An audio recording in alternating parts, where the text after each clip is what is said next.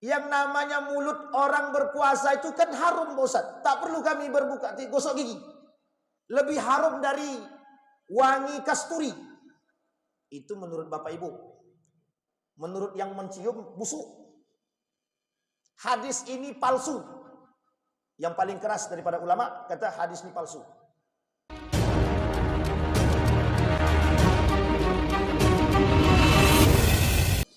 Ya ayyuhalladzina amanu taqullaha wa qulu qawlan sadida yuslih lakum a'malakum wa yaghfir lakum dzunubakum wa may yuti'illaha wa rasulahu faqad faza fawzan 'azima. Puji syukur kehadirat Allah dengan mengucapkan alhamdulillahirabbil alamin. Berselawat kepada Nabi dengan mengucapkan Allahumma shalli ala Muhammad wa ala ali Muhammad fil alamin innaka Hamidum Majid. Bapak Ibu sekalian yang berbahagia, mudah-mudahan di malam hari ini Allah melimpahkan rahmat dan karunia-Nya kepada kita semua. Allah berkahi hidup kita, Allah limpahkan kita rahmat dan keberkahan. Allah jadikan rumah tangga yang sakinah, mawaddah warahmah, anak-anak yang saleh dan saleha, keistiqamahan dalam ibadah dan ketaatan, dan insya Allah yang hadir malam hari ini husnul khatimah. Amin ya rabbal. Baik Bapak Ibu sekalian yang berbahagia, malam hari ini adalah malam yang terakhir kita kajian sebelum datang bulan suci Ramadan. Jadi ini Selasa, nah besok Sabtu kalau tidak ada halangan sudah berpuasa. Insyaallah besok tanggal 1 kita sudah berpuasa. Jadi kajian subuh di Sabtunya atau kajian Selasanya akan dengan izin Allah kita lanjutkan setelah bulan suci Ramadan. Jadi biar kita bersiap-siap, biar kita bisa memperbaiki diri sebelum datangnya bulan suci Ramadan. Bapak Ibu sekalian yang berbahagia, sahabat Nabi, para sahabat itu mempersiapkan diri sebelum datangnya bulan suci Ramadan itu dengan beberapa hal. Yang pertama, memperbanyak puasa di bulan Sya'ban. Sebentar lagi udah mau habis. Oke. Lewat sudah bulan Sya'bannya dah lewat. Artinya satu kebiasaan daripada sahabat baginda Nabi Muhammad SAW itu para sahabat sebelum datangnya bulan suci Ramadan mereka mempersiapkan diri. Adapun persiapan yang mereka lakukan yang pertama memperbanyak puasa di bulan Sya'ban. Karena hadisnya ada dua. Satu hadis pertama 15 awal di bulan Sya'ban Nabi puasa. Jadi selama 1 sampai 15 hari Nabi berpuasa di bulan Sya'ban. Hadis yang kedua, Nabi berpuasa di bulan Sya'ban itu hampir penuh.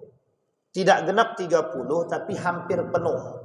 Hampir penuh itu oleh para ulama hadis ditafsirkan banyak Nabi berpuasa di bulan Sya'ban. Dua hadis ini dikumpulkan oleh para ulama hadis. Ketika dikumpulkan oleh para ulama hadis, diambil kesimpulan. Kesimpulan pertama, perbanyaklah ibadah puasa di bulan Sya'ban. Bagi yang terbiasa berpuasa sunnah. Saya ulangi sekali lagi. Di bulan Sya'ban Nabi memperbanyak puasa. Hadisnya ada dua. Kedua-dua hadis ini dikumpulin sama para ulama hadis. Nabi melarang 15 kedua di bulan Sya'ban orang berpuasa. Sehingga oleh para ulama hadis dikumpulkan. Apa dikumpulkan oleh para ulama hadis? Diperbolehkan mereka memperbanyak berpuasa di bulan Sya'ban. Yang kedua, kalau ada yang ingin melaksanakan puasa 15 kedua di bulan Sya'ban hanya bagi orang yang terbiasa dengan puasa sunnah. Senin, Kamis ataupun Daud. Yang tak terbiasa puasa sunnah jangan berpuasa 15 terakhir di bulan Sya'ban. Kenapa begitu? Makruh hukumnya.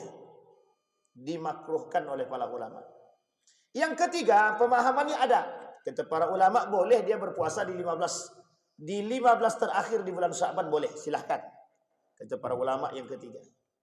Tapi jumhur ulama, mayoritas ulama berpatokan pada nomor yang dua. Yang 15 kedua di bulan Sya'ban, yang dibenarkan berpuasa hanya orang yang terbiasa dengan puasa sunnah. Baik itu Daud maupun Senin Kamis. Bagi orang yang tidak terbiasa dengan puasa sunnah, maka hukumnya makruh dia berpuasa. Ada alasan? Ada. Ditakutkan ketika dia berpuasa di bulan Sya'ban nanti capek dia di bulan Ramadan. Sehingga di bulan Ramadan dia nggak puasa. Itu pemahaman yang harus dipahami. Tapi Bapak Ibu, bagi yang punya hutang wajib. Silahkan bayar hutang itu. Kami baru bisa bayarnya di bulan Sya'ban ini, Ustaz, di 15 terakhir, tak ada masalah. Itu hukumnya wajib. Hukumnya apa Bapak Ibu? Wajib. Tapi ada yang mengatakan, Ustaz, boleh kami berpuasa setelah bulan Ramadan. Mengqadha'nya setelah Ramadan. Untuk yang tahun kemarin. Jumhur ulama sepakat mengqadha'nya sebelum datang tahun yang akan datang. Artinya sebelum datang Ramadan yang kedua. Jadi kalau yang sudah berpuasa, kemudian batal puasanya, maka silahkan ganti sebelum datang Ramadan yang akan datang. Meskipun ada sebagian ulama, tapi tidak mayoritas, hanya sebagian kecil saja. Nah, Bapak Ibu sekalian yang berbahagia, yang pertama adalah memperbanyak puasa. Kata para sahabat, lakukan perbanyak puasa. Yang kedua, mumpung masih ada 3 hari. Yang kedua yang dilakukan oleh para sahabat, aksiru minadz dzikr. Aksiru min dzikrillah, memperbanyak zikir kepada Allah, melatih lisan. Melatih lisan.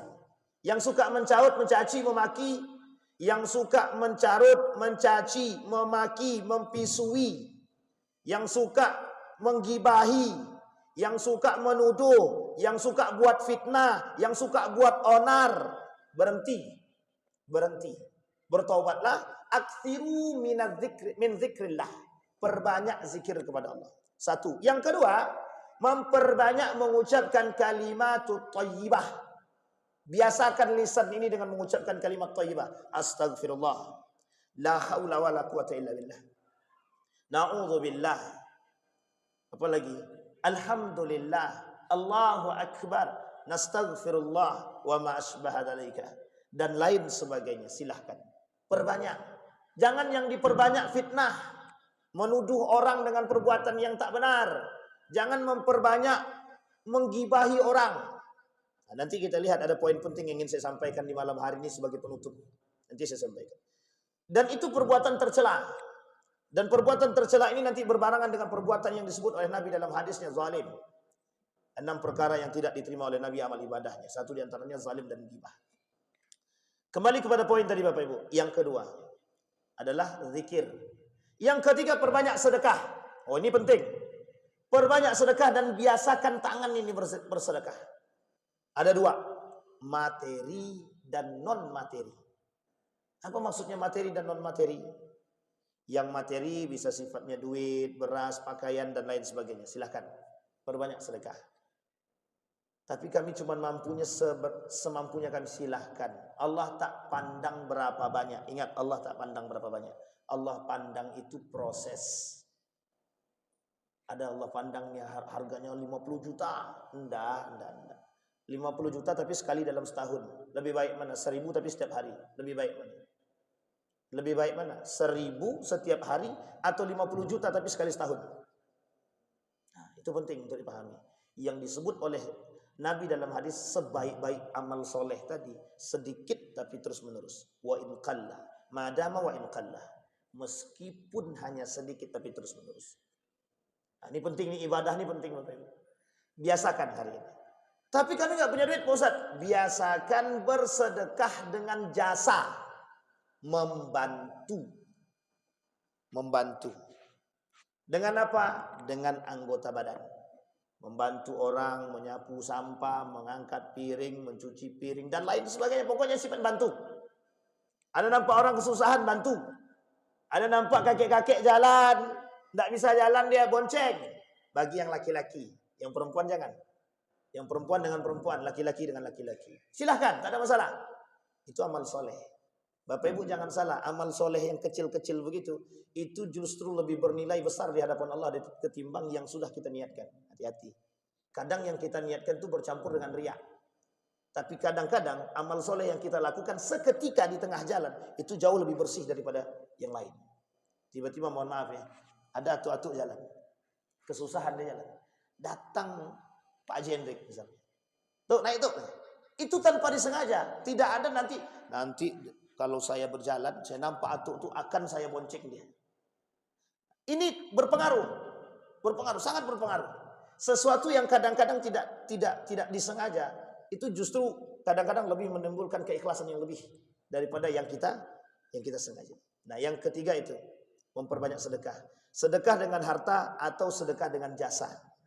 Ada sedekah dengan jasa yang lebih baik, ada dua. Berpikir positif kepada orang lain bagian daripada sedekah. Mendoakan orang lain itu juga sedekah. Betulkah Ustaz? Sama. Mendoakan orang lain sedekah. Berpikir positif kepada orang lain sedekah. Bayangkan. Berbagi pikiran pada hal yang positif, yang baik kepada orang sedekah. Pengurus masjid misalkan, pengen buat program. Datang Pak Donald, Pak Doni Sanal. Oh begini loh. Itu ide terbaik, sedekah. Tapi kalau idenya maksiat, itu dosa. Ini harus dipahami. Yang ketiga. Dan yang keempat, perbaiki akhlak. Perbaiki akhlak. Kenapa empat ini dilakukan oleh para sahabat? Karena yang terakhir ini bermasalah nih, yang terakhir, akhlak. Yang tidak bertegur sapa dengan tetangga, tegur. Karena nanti salah satu dalam kitab Takriratus Sadidah itu, amal ibadah puasa tidak diterima oleh Allah hanya karena dia tak bertegur sapa dengan kawan dia. Jadi tidak ada gunanya puasa. Nanti kita sampaikan yang tidak gunanya berpuasa tadi. Nah, sampai di sini bisa dipahami Bapak Ibu? Ada empat. Satu, memperbanyak puasa, zikir kepada Allah. Yang ketiga, memperbanyak sedekah baik jasa maupun materi ataupun jasa. Yang keempat, memperbaiki akhlak.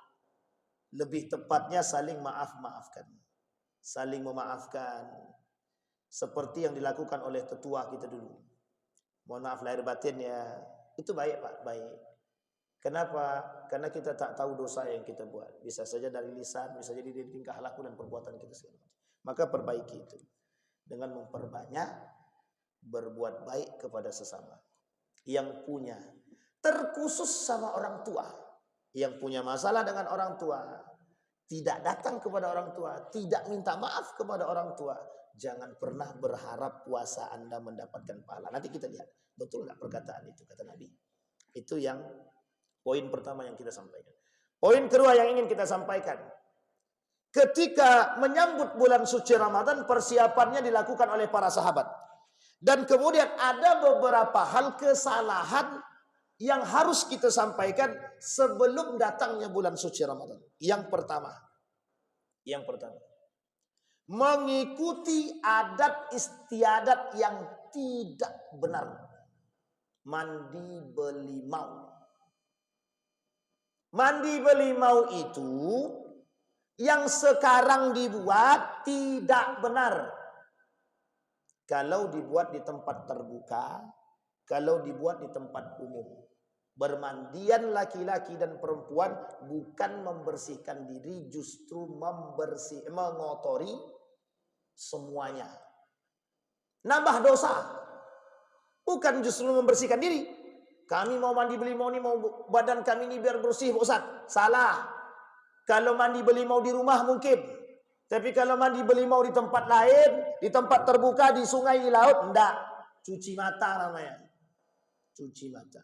Yang dapat dosa. Yang kedua, mengkhususkan mandi belimau sebelum datang bulan suci Ramadan. Haram.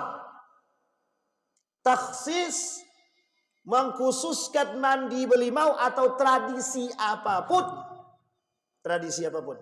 Dikhususkan, diwajibkan, disunnahkan sebelum datangnya bulan suci Ramadan, haram. Sekarang pertanyaannya, mandi itu hukumnya apa? Mandi. Bapak Ibu, mandi hukumnya apa? Apa mandi hukumnya? Bapak Ibu mandi apa tidak? Nah, mandi kan? Apa hukumnya mandi? Siapa pula bilang wajib? Hukum mandi itu mubah. Apa hukumnya? mubah. Bisa jadi sunnah kalau niat karena Allah. Kalau tak niat karena Allah hukumnya mubah. Mandi, ya mubah. Tapi kalau kita bismillahirrahmanirrahim, ya Allah, aku niat mandi untuk membersihkan diri, jadi sunnah. Sampai sini paham Bapak Ibu? Jadi pengaruhnya apa? Niat kepada Allah. Hanya karena pengaruh niat saja bisa merubah dari mubah menjadi sunnah. Tapi kalau yang sunnah ini, kita berharap nih mandi sunnah, mandi dapat sunnahnya, ya Allah, sengaja aku mandi belimau ya Allah karena Engkau ya Allah. Dapat sunnah apa tidak? Sunnahnya dapat, wangi-wangiannya dapat. Tapi kemudian mandi ya Allah, sengaja aku mandi belimau ya Allah di laut dan di sungai dalam rangka cuci mata ya Allah. Dosa. Tak ada sunnahnya sama sekali.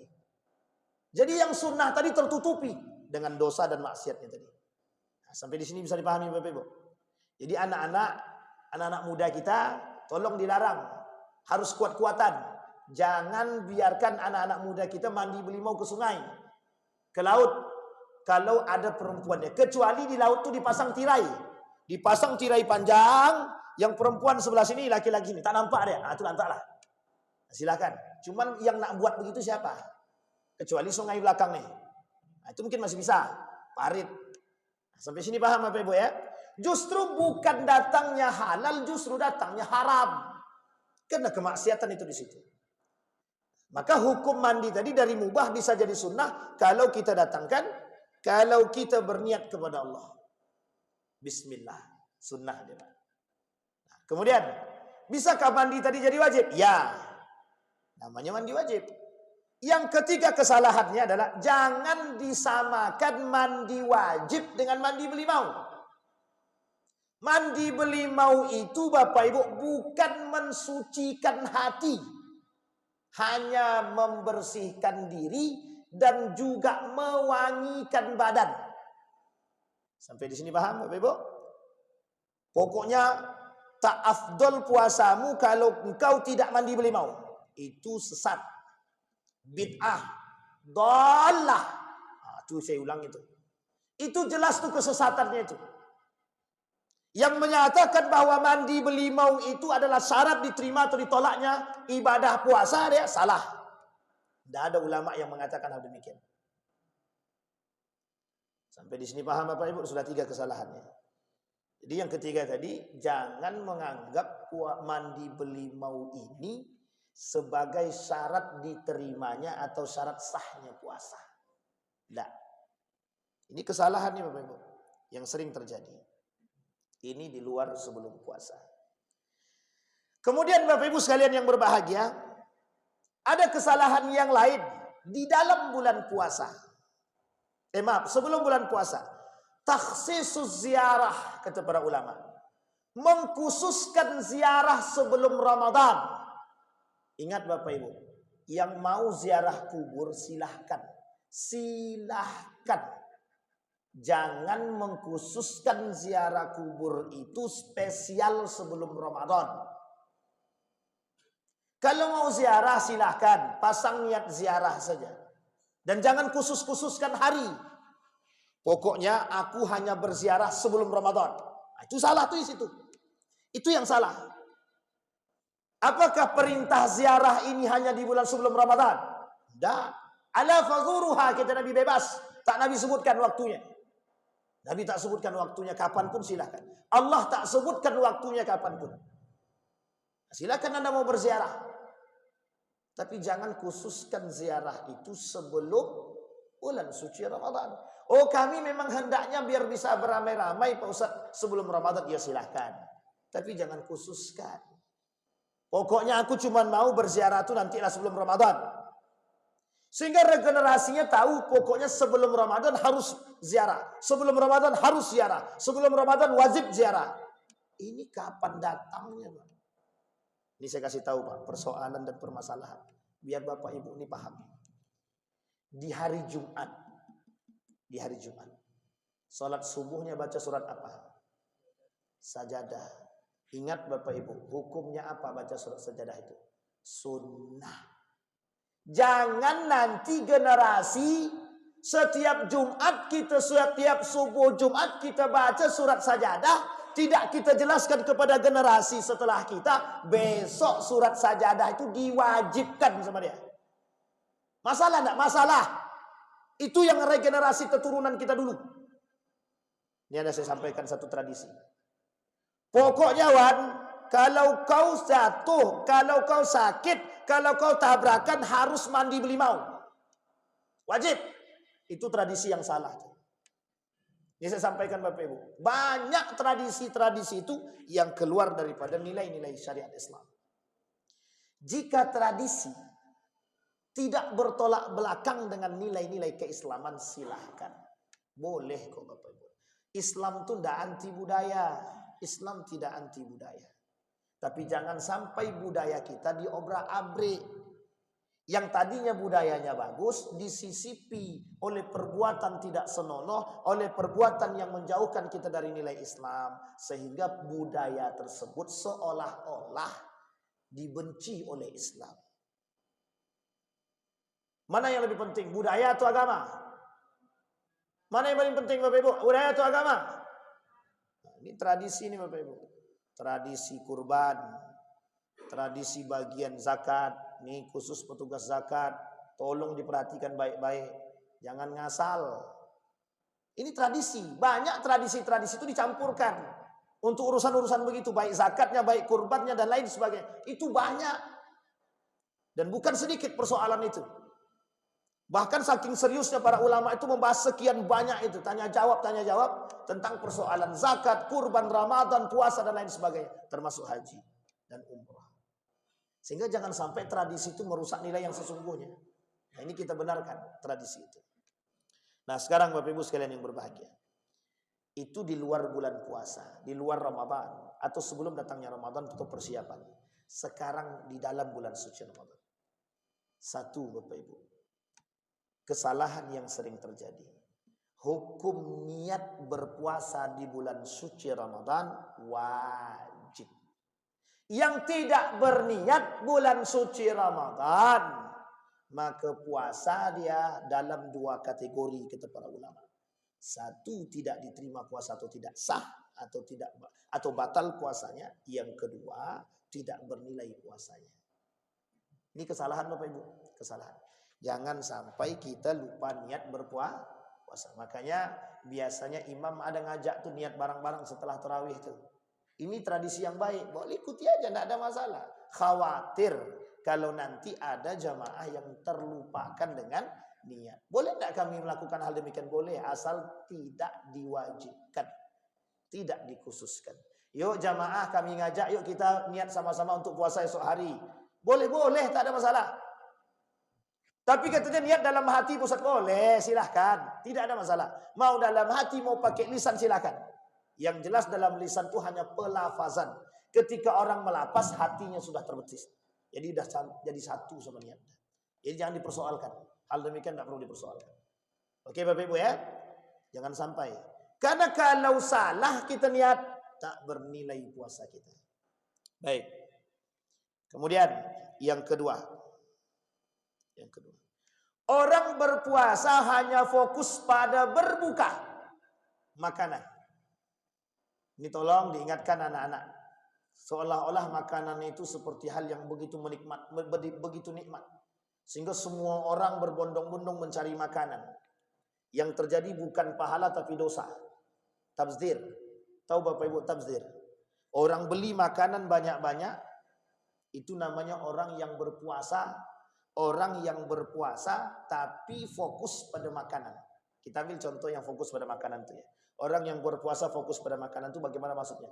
Ketika dia hendak berbuka puasa, jauh hari, jauh waktu dia sudah masak. Sehingga dia lalai dengan sholatnya, dia lalai dengan baca Qur'annya, dia lalai dengan zikirnya. Itu bagian Pak.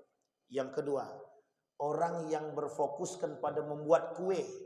Jauh hari dia buat kue. Sehingga dia tak tarawih di malam harinya. Karena capean buat kue. Lebih penting mana? Penting kuenya atau penting puasanya? Bapak Ibu saya kasih tahu. Ulama itu, tabi'in itu, di bulan Sya'ban itu mereka sudah off dari semua kegiatan. Di-off-kannya semua kegiatan. Apa alasannya? Biar mereka bisa fokus melatih diri berpuasa di bulan Sya'ban sekaligus di bulan Ramadan. 2 bulan mereka libur daripada pekerjaannya. Tapi itu kan ulama, Ustaz, kami ini punya anak, silahkan, tidak ada masalah. Niatkan karena Allah dapat ibadah. Hanya saja jangan dipusatkan. Sudah 1 tahun Allah kasih, 10 bulan, 11 bulan Allah kasih kita untuk kerja, Pak. Di bulan Ramadan fokuskan, bagi waktu itu untuk menambah. Kalau yang sebelumnya cuma 1 kali dalam sehari baca Quran, usahakan 2, kan naik tingkat tuh 2 kali. Nah, ini penting, Pak. Kenapa ini dikatakan sebagai sebuah kesalahan? Karena banyak orang hari ini berfokus pada itu. Boleh Bapak Ibu lihat besok. Lihatlah besok. Ketika hendak berbuka puasa tuh lihat. Yang kita takutkan terjerumus dalam poin yang ketiga. Orang yang berpuasa tapi meninggalkan sholat. Saya pernah sampaikan di sini kalau saya tak salah. Kata Nabi dalam hadisnya, "Man taraka shalah faqad kafara." Barang siapa yang meninggalkan sholat kafir. Yang meninggalkan sholat dengan sengaja kafir. Kafir di sini tidak keluar daripada Islam, tapi nilai ibadah dia sama dengan orang kafir. Dia muslim, beribadah dia, tapi tak sholat dia, sama dengan orang kafir itu. Tidak ada bedanya. Hanya saja dia tidak keluar daripada Islam. Artinya apa? Tidak Allah terima semua amal ibadah. Tidak semua Allah terima. Semua amal ibadahnya tidak Allah terima. Artinya apa, Pak Ustaz? Artinya berpuasa dia dari pagi sampai sore, tidak ketinggalan satu puasa wajib, satu sholat wajib, misalkan asar ataupun zuhur ketinggalan, memang ditinggalkan dengan sengaja atau tak sholat ya, tak ada guna puasa dia. Rubba sa'imin laysa lahu min siyamil ju' wal atas. Kata Habib Al-Hasim dalam kitabnya Takriratus Sadid Al-Habib itu, kata Habib Hasan ini ada 12 poin. 12 poin. Ini perhatikan baik-baik Bapak Ibu. Saya sampaikan. Ada 12 poin yang bisa membatalkan pahala puasa seseorang. Kira-kira banyak apa sedikit? 12 itu banyak apa sedikit? Kata siapa namanya? Nama kalimatnya disebut dalam kitab tersebut muhbitat. Diambil dari kalimat habita. Habita itu Allah bakar, Allah hapus. Itu terdapat dalam kitabnya yang dikarang oleh Syekh Habib Hasan ibn Ahmad ibn Muhammad ibn Salim Al-Qaf dalam kitab Takriratus Sadida Fikih Mazhab Imam Syafi'i. Apa kata beliau? Ada 12 poin yang bisa membatalkan ibadah puasa, tak bernilai pahala. Tapi puasanya tak batal, Puasanya tak batal. Tak perlu mengkodok. Tapi tak bisa, tak dapat pahala sama sekali. Satu di antaranya kata beliau, meninggalkan sholat. Salat wajib meskipun hanya 1. Tapi kami kan tak sengaja ditinggalkan Pak Ustaz. Itu lain cerita. Tak sengaja itu apa dulu sebabnya? Lalaikah dia? Memasak gara-gara memasakkah dia? Gara-gara bekerjakah dia? Mohon maaf Bapak Ibu yang punya suami, ibu-ibu yang punya suaminya kuli bangunan atau tukang bangunan, bapak-bapak yang kerja di kerja bangunan, tolong diperhatikan baik-baik. Dibagi-bagilah. Kenapa dibagi-bagi? Kalau tak sanggup kerja di siang hari, kerjalah di malam hari. Buat kesepakatan dengan yang punya. Tak sanggup, tak mau mereka menerima di malam hari, buat kesepakatan kami kerja dari zuhur sampai asar atau sampai berbuka puasa. Kalau dari pagi dia berpuasa sampai asar, sampai dia berbuka puasa. Kalau kuat silahkan, kalau tak kuat jangan korbankan puasa. Jangan korbankan puasa. Tapi Ustaz, ulama sudah ada yang memberikan fatwa boleh tidak puasa bagi bukan boleh tidak puasa ya, artinya mengganti dan mengkodok setelah mengfidyah atau mengkodok setelah dia bulan suci Ramadan bagi mereka yang bekerja sebagai bangunan. Kan kerja bangunan itu capek, mengaduk semennya lah, mencangkul segala macam, sehingga ada ulama yang mengatakan boleh dia berbuka puasa, artinya kalau dalam keadaan bekerja seperti itu. Kalau ada kaitannya, ini ingat baik-baik Bapak Ibu kalimat ini, ada kaitannya dengan kehidupan. Misal, saya kerja bangunan. Kalau saya tak kerja hari ini, maka anak istri saya tak makan. Maka kalaupun saya kerja, saya bisa sakit. Ketika saya bekerja, ini penting untuk dipahami, bekerja, jangan langsung buka dulu puasanya. Kalau sudah terasa capek badan itu dan memang sudah tak kuat juga berpuasa, barulah kemudian dibatalkan. Tapi jangan langsung batalkan. Karena aku ini kerja bangunan dan ada tanggungan yang harus aku selesaikan dan dibolehkan oleh para ulama, maka aku minum sajalah dari awal. Salah. Ma la yudraku kullu la yudraku kullu. Ini penting untuk dipahami. Kita tidak bisa meninggalkan semuanya. Jadi kerjakan dulu sampai sebatas kita mampu. Dan tak sanggup juga karena pekerjaan yang begitu capek, kerjalah semampunya dan kemudian jangan menyiksa diri. Ini alternatif. Kenapa ini perlu kita sampaikan Bapak Ibu? Banyak pertanyaan ini di tahun kemarin. Tahun kemarin, puasa tahun kemarin, banyak pertanyaan ini sampai. Ustaz, saya ini kan kerjanya begini. Bagaimana Ustaz? Karena dalam Al-Quran cuma dua Bapak Ibu. Yang tidak boleh berpuasa itu cuma dua. Yang diizinkan untuk tidak berpuasa cuma dua. Sakit dan musafir. Sakit dan musafir. Orang melahirkan, orang nifas masuk dalam kategori sakit. Dan musafir. Nah, ini cuma dua itu saja. Sisanya tak. Jadi kalau ada orang. Sehingga oleh para ulama dikatakan. Kata mazhab Imam Syafi'i. Jika ada orang yang tidak berpuasa dengan sengaja, maka yang pertama yang harus dia lakukan bertaubat kepada Allah, yang kedua qada setelahnya, yang ketiga wajib bayar fidyah. Tiga-tiganya harus dia lakukan. Kalau salah satu tidak dia lakukan, kata mazhab Imam Syafi'i, tidak Allah terima puasanya. Bahkan ada mazhab yang paling ekstrim, ada orang yang tidak berpuasa sengaja, tidak puasa di bulan suci Ramadan dalam puasa wajib, Allah tidak mau terima puasa ganti dia. Coba bayangkan, itu saking ekstrimnya. Kata mazhab Imam Ahmad bin Hanbal, orang yang sengaja tidak berpuasa di bulan suci Ramadan, yang pertama yang harus dia lakukan bertobat. Yang kedua mengqadha. Beliau tak sampaikan persoalan fidyah, tapi beliau cuma katakan mengqadha. Di dalam mazhab Syafi'i wajib 3, bertaubat. Kemudian yang kedua dia mengqadha, yang ketiga wajib bayar fidyah. Kenapa? Udah terlalu banyak dosa yang dia buat itu. Udah ndak puasa, udah ndak sholat. Mungkin diajaknya pula orang ndak puasa kan? Makin zalim dia kan. Sampai di sini paham Bapak Ibu? Sudah bisa dipahami Bapak Ibu? Ini tentang kesalahan. Sebenarnya banyak kalau kesalahan dikaji, kesalahan itu banyak. Ada 12 lebih kesalahan-kesalahan itu. Nah, baik.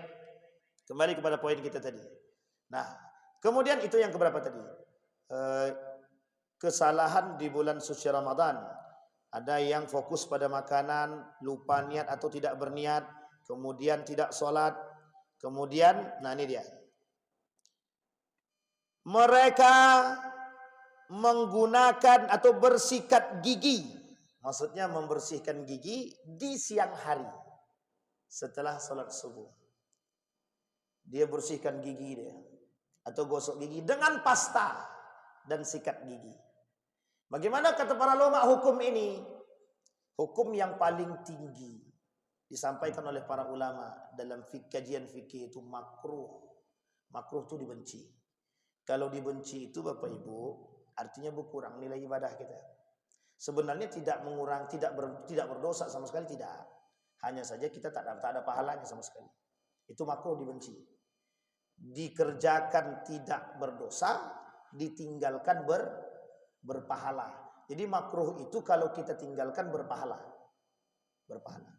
Berarti Ustaz apa yang harus kita lakukan? Ya sebelum itu Pak. Sebelum kalau bisa sebelum subuh gosok gigi itu. Setelah sahur gosok lagi gigi. Tapi kan kata Nabi Ustaz, mulutnya lafamus saim atyab minar rih atau min rihil miks. Yang namanya mulut orang berpuasa itu kan harum Ustaz. Tak perlu kami berbuka gosok gigi. Lebih harum dari wangi kasturi. Itu menurut Bapak Ibu. Menurut yang mencium busuk. Hadis ini palsu. Yang paling keras daripada ulama kata hadis ini palsu. Tapi kata Syekh Al-Iraqi oleh Syekh Ibnu Hajar Al-Asqalani, hadis ini dhaif, lemah. Hadis ini lemah. Hadis ini apa namanya? Kalau lemah bisa dijadikan motivasi. Tapi kalau palsu tinggalkan. Kalau palsu ditinggalkan. Nah, bagaimana jumhur ulama? Jumhur ulama mengatakan hadis ini mengatakan lemah dan lemah banget. Terus bagaimana Ustaz kalau lemah dan lemah banget? Boleh kami amalkan untuk mengambil keutamaan dan faidah boleh. Tapi dijadikan alasan. Kenapa kau tak gosok gigi? Kan ada dalam hadis Nabi. Hadis Nabi sudah mengatakan orang itu tidak ada masalah kalau tidak gosok gigi. Mulutnya tetap harum. Dijadikan alasan untuk dia tidak gosok gigi kepada orang dengan hadis tersebut, maka itu tidak dibenarkan dalam Islam melalui pernyataan demikian. Tapi kalau dia katakan ya enggak apa-apa, cuman mau ngambil faidahnya aja, ya boleh, tidak ada masalah. Sampai di sini paham Bapak Ibu? Ini kalau kita kaji Bapak Ibu, hadis-hadis yang bermasalah di bulan Ramadan banyak, bukan sedikit, banyak. Cuman kapan waktu kita sampaikan? Kalau kita ketemu lagi, insya Allah. Nah, itu yang keempat. Kemudian yang kelima, atau sebanyak-banyak yang kelima. Nanti kita tutup dengan perbuatan yang tidak Allah terima ibadahnya di bulan suci Ramadan. Yang kelima. Yang kelima itu orang-orang yang, mohon maaf ya ibu-ibu ya, yang berhubungan badan. Berhubungan badan ini Bapak Ibu mohon maaf, tidak hanya bersetubuh saja. Kalau bersetubuh dia sudah kena kafaratnya, dia wajib qada, wajib dia ganti. Wajib qada, wajib fidyah. Orang yang sengaja berhubungan badan di siang hari karena tak sanggup lagi melawan hawa nafsu dia, maka dia wajib qada, wajib bayar fidyah. Sampai di sini paham Bapak Ibu? Baik. Yang dimaksud ini adalah jangan bermesraan dengan suami dan istri. Jangan bermesraan kalau tak sanggup menahan hawa nafsu. Kalau cuman cubit aja Ustaz, ya itu silahkan. Tapi lebih daripada itu jangan. Jaga. Anak kalau malam hari Ustaz setelah berbuka lantak, silahkan. Tak usah pandang-pandang, tak apa-apa. Cuman kan mengganggu waktu kita sholat tarawih. Oh, setelah tarawih Ustaz, lantaklah, silahkan. Mau lanjutlah kan gitu. Nah, sampai di sini bisa dipahami Bapak Ibu. Nah, saya tutup Bapak Ibu dengan pernyataan oleh Habib Al-Hasan tadi dari 12 perbuatan yang tidak Allah terima ibadah puasanya. Satu sudah kita sampaikan, meninggalkan sholat. Kita ambil waktu 3 menit. Yang pertama tadi disampaikan oleh para ulama, kata beliau dalam pernyataannya, orang yang sengaja meninggalkan sholat itu ibadah puasanya, ibadah zakatnya tidak ada gunanya sama sekali. Berzakat ya, berpuasa dia, tapi dia tidak sholat, dia tak ada guna ibadah dua-duanya. Ini mohon maaf Bapak Ibu, persoalan sholat ini tidak sama dengan puasa, tidak sama dengan zakat. Allah tak terima ibadah puasa mereka, Allah tak terima ibadah zakat mereka. Itu yang pertama. Yang kedua, gibah. Ibu-ibu, bapak-bapak yang suka banyak gibah, berhenti. Berhenti, ini mumpung bulan suci Ramadan. Berarti kami berhenti sekarang Ustaz ya. Sambung setelah Ramadan Ustaz, berhenti. Jangan sambung-sambung. Nanti setelah Ramadan sambung lagi gibah lagi, jangan. Itu masalah pula itu. Baik, itu yang kedua. Yang kedua, yang suka ngadu domba buat fitnah.